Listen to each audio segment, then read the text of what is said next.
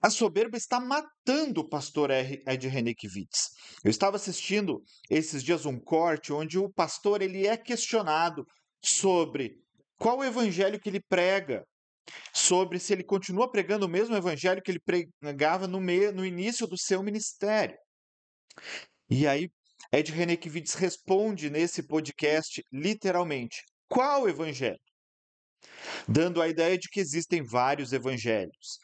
E ainda afirmando que após estudar 40 anos, ele não poderia pensar assim como ele pensava no início do ministério, porque ele evoluiu, ele avançou. E aí ele cita a passagem de Paulo, onde Paulo fala que não devemos pregar outro evangelho mesmo que venha um anjo, mas ele diz que isso é impossível. Quando ele chegou na faculdade teológica, no seminário, ele percebeu que existiam múltiplos evangelhos. Nesse mesmo corte, ele cita vários pregadores, ele cita várias passagens da história. Ed Renekiewicz é um palestrante inteligentíssimo, mas ele se perdeu nos processos teológicos.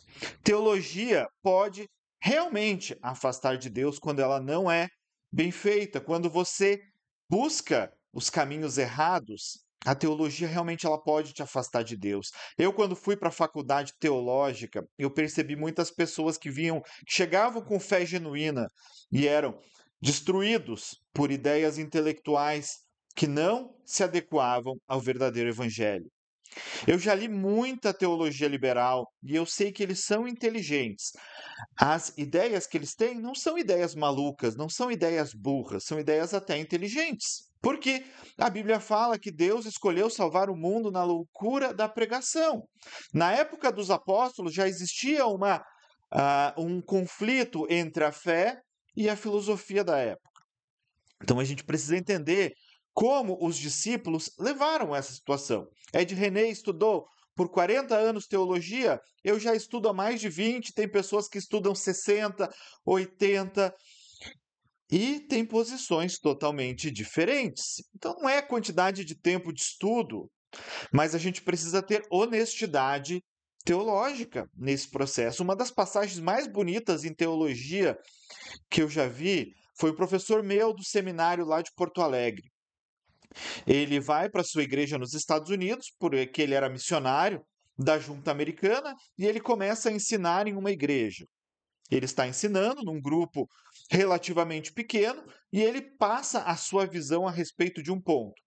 E uma recém-convertida, com 1 ano de conversão, ela fala assim: olha, pela minha leitura da Bíblia, eu não entendo dessa maneira, eu entendo isso, isso e isso. E aquele pastor ele diz: naquele momento eu disse, irmã, você está certa, eu estou errado. Ele admitiu, mesmo tendo doutorado, mesmo sendo um grande mestre, ele admitiu que estava errado. O grande problema é, como fala em Provérbios 16, 18 e 19, a soberba precede a ruína e a altivez do espírito precede a queda. Melhor é ser humilde de espírito com os mansos do que repartir o despojo com os soberbos. O problema é que estudar teologia por 40 anos não garante que estamos certos e a gente precisa ter humildade suficiente para entender, principalmente aqueles que vieram antes de nós. Aquilo que foi pregado. É uma falácia dizer que não existe um evangelho. Existe o evangelho dos apóstolos, existe o evangelho condensado no Credo Apostólico, que era um texto muito querido pelos discípulos lá dos primeiros séculos, mas que não entrou na Bíblia porque eles não poderiam atribuir a um apóstolo exatamente, mas que descreve exatamente o que eles acreditavam. O Credo Apostólico, ele é muito citado na Igreja Católica, inclusive como oração do creio. Creio em Deus Pai Todo-Poderoso, Criador do céu e da terra, em Jesus Cristo, seu único Filho, nascido da Virgem Maria. Esse é o Credo Apostólico, essa era a doutrina que os apóstolos criam.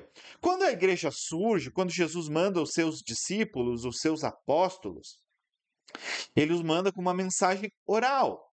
Mas logo eles percebem, alguns anos depois, que eles precisavam, para deixar para a posteridade, começar a colocar isso de maneira escrita. E esse evangelho ele fica registrado.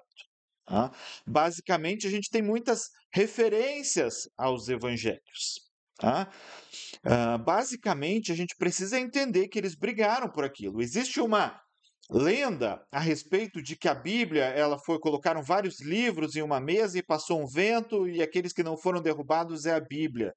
Mas não foi assim que a Bíblia foi estabelecida. O cânon da Bíblia, alguns tentaram estabelecer alguns cânons, mas o cânon, a regra, a quantidade de livros, ela foi definida em várias conversas, onde, especialmente Atanásio, ele bateu forte o ponto de que precisava-se ter um método para aceitar a autoridade dos escritos. E aceitar a autoridade dos escritos não significa que outros textos não fossem edificantes. Eles gostavam do Pastor de Hermas, eles gostavam do Credo Apostólico, eles gostavam da Epístola de Barnabé, mas isso não entrou na lista dos livros da Bíblia, porque eles não poderiam ter certeza de que todos aqueles livros eram inspirados. Quando Lutero traduz a Bíblia para o alemão, ele não gostava da carta de Tiago, mas ele entendia que ela fazia parte da Bíblia e não poderia ser retirada. Lutero também gostava de 1 Macabeus, mas ele entendia que não fazia parte do cânone original e por isso não poderia estar na Bíblia. Para quem não sabe, a Bíblia Católica tem alguns livros a mais que são chamados por eles de deuterocanônicos e apócrifos, normalmente pelos evangélicos. Mas o que acontece? Esses livros eles não estavam listados na lista original. Então, o que um teólogo bíblico que quer tentar pregar o evangelho dos apóstolos faz? Ele volta ao passado. Ed René ele cita que Calvino, que Lutero, eles pregaram outro evangelho. Eu recentemente comecei a ler as Institutas de Calvino. Eu não sou calvinista e ao ouvir falar das Institutas, eu achava um livro extremamente complexo.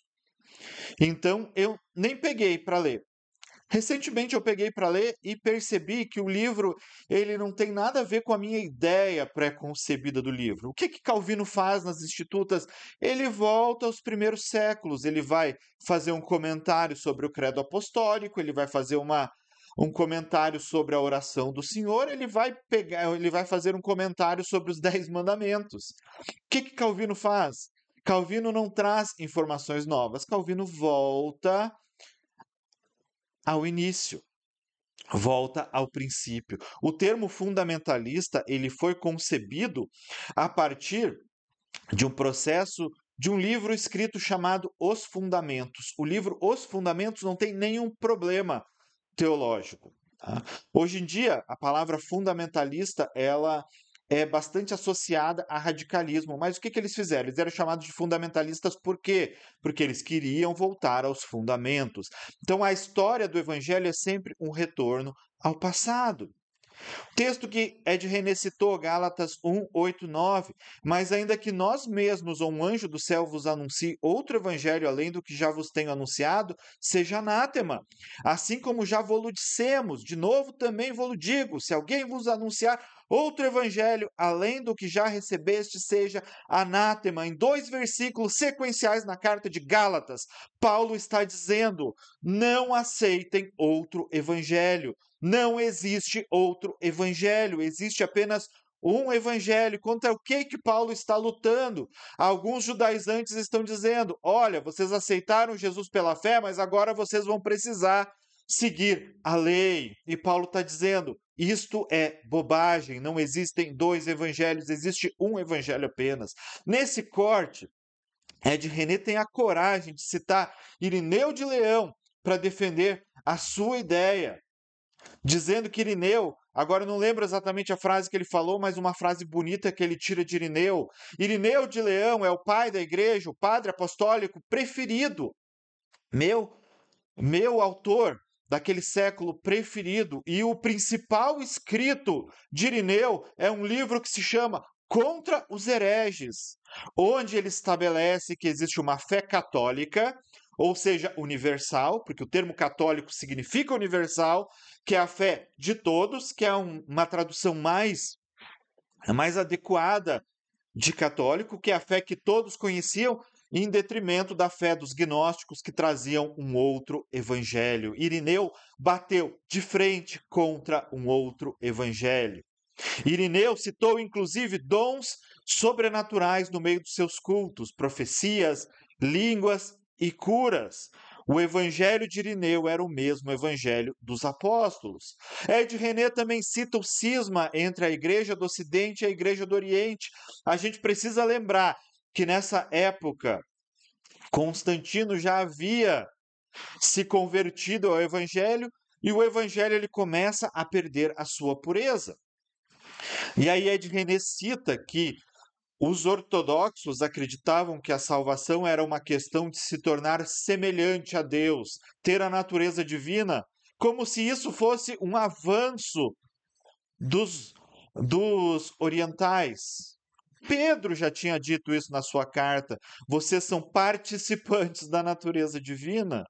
Agora, a questão de se tivesse um tribunal ou não, a gente pega as escrituras bíblicas.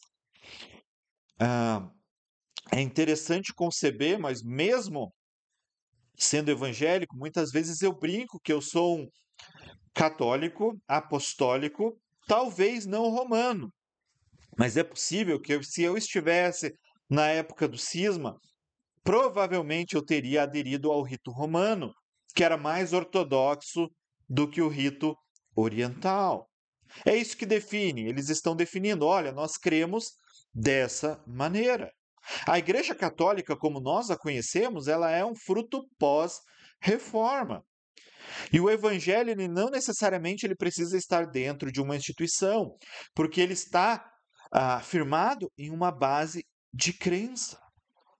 A gente precisa entender que nós não somos os donos da verdade. Paulo falou lá em 1 Coríntios 12:13, assim aquele que considera estar de pé, cuide para que não caia. Isso significa, muitas vezes, estar firme contra pecados carnais, mas estar firme também contra os nossos pensamentos que militam contra o evangelho. Então, senhor Ed Renekiewicz, existe um evangelho. Significa que eu prego o evangelho na sua totalidade e com 100% de pureza? Não posso afirmar isso, mas eu preciso dar autoridade aos textos antigos para me confrontarem. Não simplesmente falar que existem outras visões, que visões modernas podem se opor ao que foi escrito lá no início. Aqueles homens morreram por uma verdade. Aqueles homens morreram para levar a palavra que Jesus disse a eles. Qualquer avanço, qualquer mudança precisa ser rejeitada. Esse tipo de pensamento faz com que o sacrifício de Jesus seja invalidado. E a gente precisa ter muito cuidado com isso. Então, senhor Ed René, existe um evangelho apenas.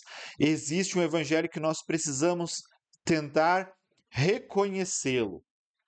Nós precisamos voltar às escrituras, voltar aos evangelhos, voltar ao que pregaram os apóstolos, independente dos nossos pensamentos. Teologia bíblica é isso, é voltar ao passado e entender o que eles criam. Clemente de Roma ele fala: a cultura pode mudar, mas o evangelho precisa permanecer firme. Policarpo morreu no Coliseu por causa do evangelho. Inácio foi martirizado. Muitos homens perderam as suas vidas por pregar um evangelho único. E agora nós queremos ganhar a nossa reputação abrindo todos os caminhos. É uma coisa interessante. No início da minha caminhada cristã, há mais de 20 anos atrás, Ed René era muito querido pelos evangélicos, os evangélicos que hoje ele critica.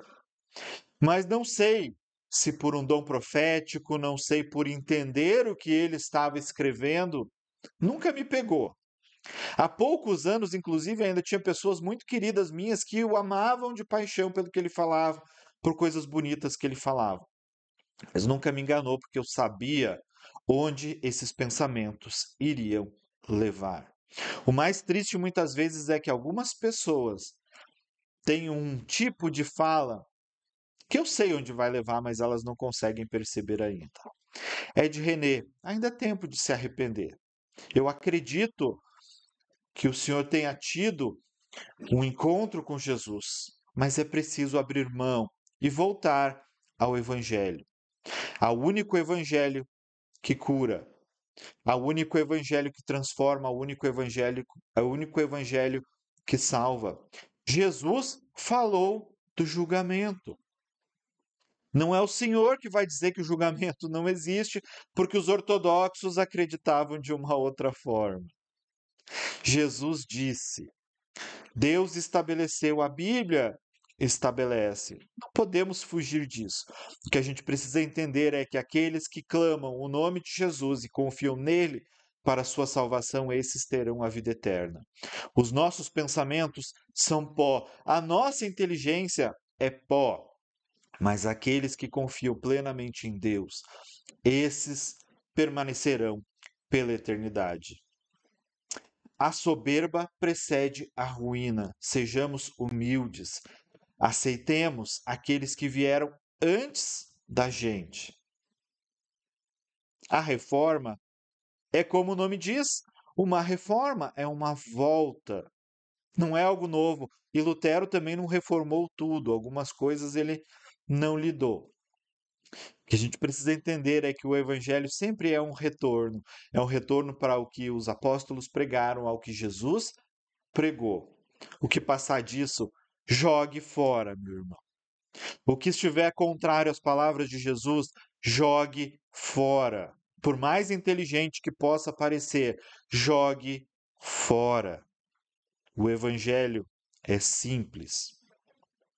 E se crido, transforma. Porque, como Paulo falou, o evangelho é o poder de Deus para a salvação de todo aquele que crê. Muito obrigado por você que me ouviu até agora. Se você gosta desse canal, deixe seu like, compartilhe o vídeo. Você me ajuda a levar o evangelho às pessoas.